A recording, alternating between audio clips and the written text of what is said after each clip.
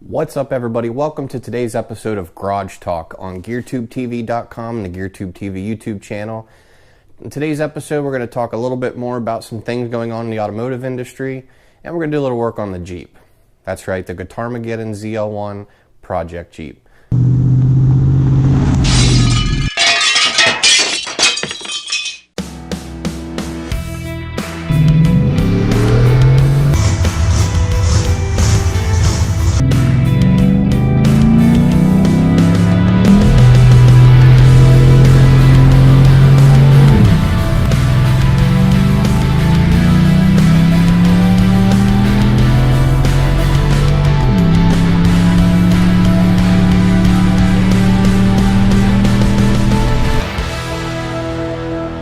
In today's automotive news segment, we look to the General Motors camp to talk about their mid-engine Corvette.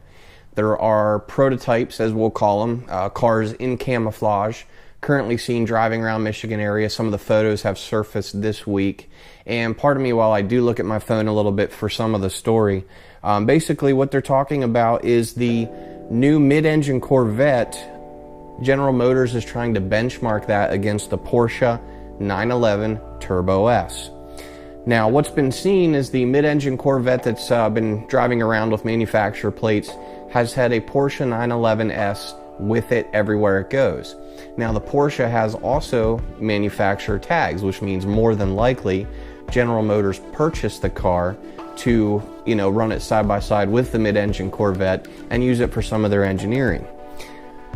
Now, with that said, basically what they're discussing is the mid-engine Corvette is going to be more similar to the Turbo S, whereas the C7 Corvette is considerably closer to the Carrera S, and the Z06 and Grand Sport is more alike to the Porsche 911 GT3. Now, by benchmarking against the Turbo S, they want it to be an all-around nice car, they want it to be really quick on the track, and they want it to be fast on the roads. Now here's the difference. The Porsche 911 Turbo S has a price tag in the 200,000s. And General Motors is trying to give you a product that is comparable in performance for half the cost. Now with that said, the Porsche comes in rated at 580 horsepower and can hit 0 to 60 in 2.5 seconds. Now, General Motors wants it to be very similar in performance, but a lot less cost. With that said, they're looking at the mid-engine Corvette could get the double overhead cam LT5. Now, it obviously would be supercharged in the Corvette ZR1, but the base mid-engine Corvette's most likely not going to be forced induction. It's going to have less weight, better balance, and basically been the car that they've wanted to make for the past 50 years. So I'll put a link to this article in the description below. You can read the rest of it yourself. But how cool is that? I myself have been sort of a GM performance kind of guy. I always liked the Camaros going back to the 60s through the 70s when they had that radical body style change in the early 70s where it went to the real long front end and the hatchback, the real sloped rear end. And, the modern Camaros, Gen 5s, Gen 6s, they do it for me, I'll be honest. They are really great looking cars. And I've never been much into Corvettes, but because Corvettes are kind of the top-notch performance car for General Motors, I felt it was worth talking about today. So again, the link will be in the description below. I'm sure you've seen the pictures if you follow anything in the automotive industry. They're surfacing on Facebook. It's quite the buzz as far as manufacturers go in Michigan and for American cars. As far as the Jeep project goes, today we're going to be doing a couple things. One of the main things I want to do is get it ready to go to Oktoberfest. The YouTube call out, Oktoberfest going on at Cecil County Dragway, October 28th. Be there or be square. Was that a corny YJ joke? I think it was. Anyway, what we're going to do today, as much as I don't want to, I'm going to be removing all of the tape, all of the plastic, all of the cardboard, everything that was used to cover this when it was primered. And while it's not going to be painted, and obviously, you know, nothing's been done with the undercarriage and painting and weather protection and things like that. What am I trying to think of? The proper phrase for coating the frame. Underbody coating, I guess, is the best thing. None of that stuff's been done yet, but we still want to take it. We still want to showcase it. We want to draw some more attention to the GearTube TV network, GearTube TV channel, and obviously geartubetv.com.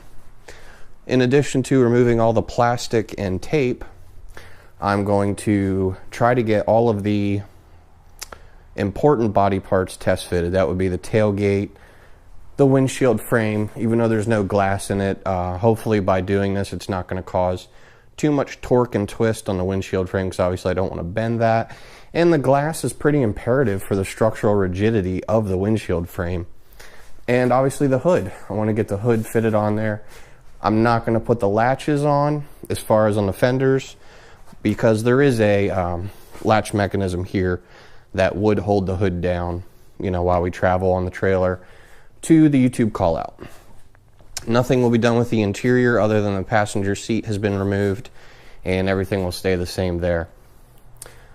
That's the Jeep goals for today. Let's get busy. I know it seems like it's only been a couple minutes worth of video, but actually I had been doing other things other than working in the garage. That's the joy of video editing. So it's time for lunch. So I turned on the radio and this song's on, and it made me instantly think of a friend of mine by the name of Noah. Noah plays music live, he's a musician, and every time he would play somewhere, somebody in the crowd would always yell, "Freebird." Okay, here's something I cannot understand. It is almost 2 o'clock in the afternoon, and there is a double line at Chick-fil-A. Issue, I decided to move on to the tailgate. Now, I do not have the weather stripping on the tailgate because I'm not done. Obviously, I need to paint the tailgate. But there it is. Fits really well. Everything lines up. And there it's closed. There's a little bit of a gapping issue here. It's a little bit wider up top. But I think when I get the weather stripping in, it's gonna kind of move things around a little bit. Now, obviously I can loosen up this hinge here and kind of raise this up a little bit, and that'll bring this closer there if I need to. But as far as getting it to YouTube call out challenge, this is more than sufficient in my opinion. It's on, it's latched, it's not going anywhere. Moving on to the windshield frame, I hope to have this on to some extent. I am a little nervous about it not having glass in it.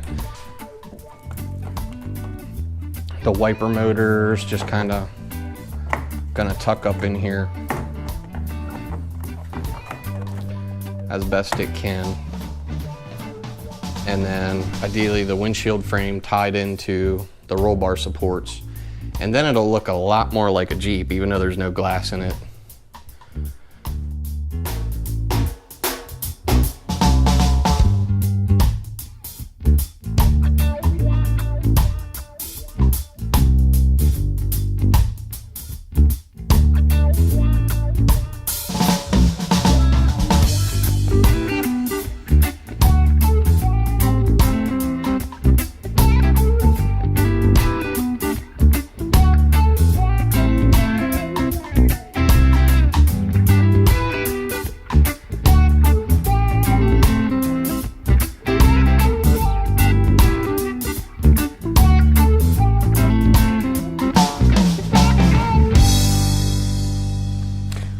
Hey, what a day, full of ups and downs, but that's how it goes sometimes in the when you're tinkering in the garage. You know, it's all part of it. So this is Jeff from GearTube TV, geartubetv.com. Little recap here. We worked on the hood. That was a fail. Not sure what I'm going to do with that yet. Windshield frame is on temporarily. Again, this is just to get it to YouTube call out Oktoberfest. It's going to have to come off when we're ready to paint. I don't even have all of the bolts holding it in because it just needs to get there. That's the big thing. So the windshield frame's on, the tailgate's on, and that's about all we got done today except for going for lunch at Chick-fil-A.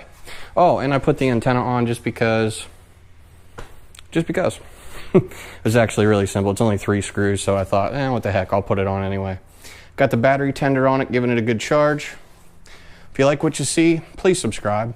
Got some links in the bottom in the description for you. And with that said, keep the shiny side up, please. This is GearTube TV. I'm Jeff. We'll see you at the next episode. By the way, it's Friday the 13th. Don't let that bother you. Tomorrow, drag racing event, Mason-Dixon Dragway, down outside of Hagerstown, Maryland. We'll be there tomorrow getting some good footage. As long as it's not raining, look for that to come. Bye-bye.